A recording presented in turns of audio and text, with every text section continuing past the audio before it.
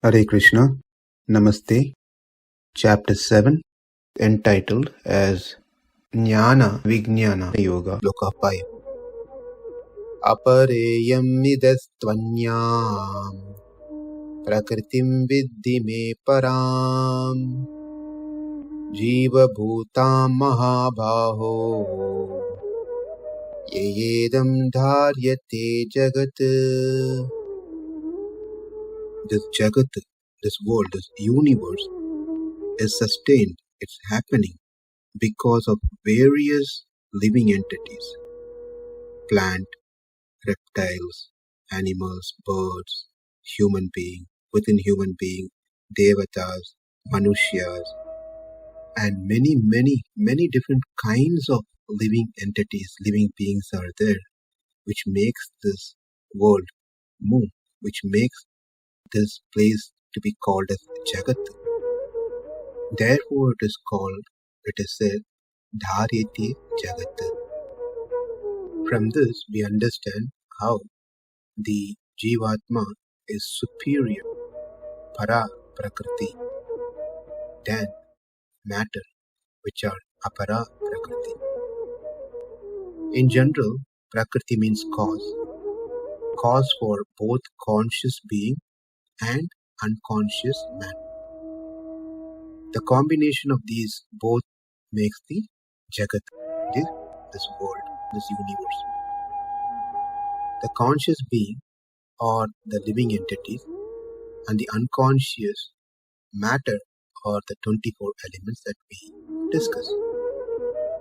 24 elements are considered prakrti, and the 25th element, which is jiva, is prakrti. Apara means inferior, para means superior. So both is prakrti jivatma and prakrti matter or mind. This is Krishna's statement, or mind. By saying so, Krishna is establishing a very important point, that is, he is different from these two, that is, the prakrti and prakrti, matter and spirit.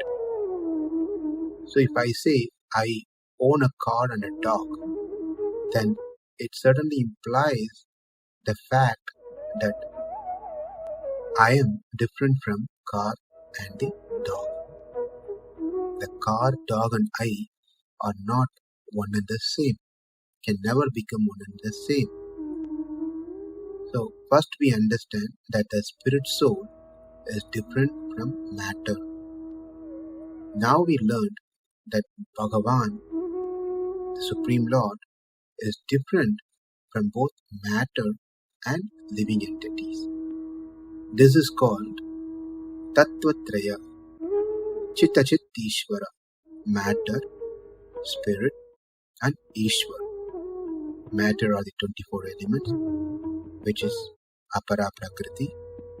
Spirit or the jīva-atma, which is prakrti. And Ishvara, who is the Supreme Lord, is Paramatma, controller. This is being confirmed here. One more question that needs to be addressed. In the previous sloka, Krishna mentioned matter as prakrti, which makes sense. But in this sloka, while calling out jīva-atma, Krishna addresses jīva-atma also as prakrti, prakrti and prakrti. Now, both are called prakrti. Why jīva-atma is mentioned here as prakrti? Let's understand that one here. As we saw in the previous sloka, the 24 elements are called samashti tattva. These elements are the ingredients for making this universes. And the Lord himself creates this universe using these elements without anyone's help. Therefore, it is called Advaraka Srishti, which means it's not depending on anyone. He himself makes this happen, the initial setup. Also, this is called samashti srishti. Srishti means creation, aggregated creation. After creating this, the Lord appoints the first living being who then continues further creation, the activities of creation. That first living being is Brahma. The creation that happens from that point onwards is called Vyashti Srishti, also called Sattvaraka Srishti, which means the Lord creates further through Brahma. That's called a secondary creation. As we are getting more into the technical details, it requires complete attention. If anything is not clear, I request to hear this few times. Before we continue, let's make sure we are clear with these technical terms so there's no any further confusion. Para means superior, and prakrti, the energy of the Lord, also called as cause. So by saying para prakrti, it refers to jīva-bhūtāṁ, that is jīva-bhūtāṁ or the superior energy of the Lord. Now, apara means inferior. So by saying apara prakrti, it refers to matter, that is the matter or inferior energy of the Lord. Both these, para prakrti and apara prakrti, are in a dormant state before the creation. Both these inferior and the superior energies are controlled by the energetic.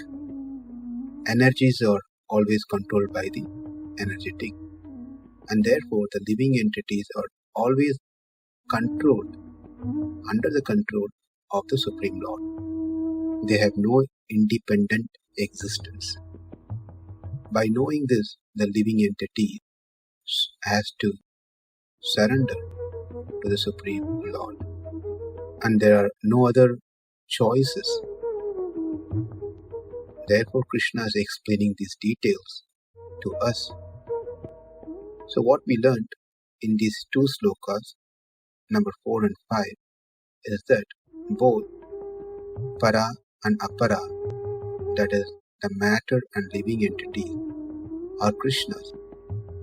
He is the cause of the samashti srishti, the aggregated creation.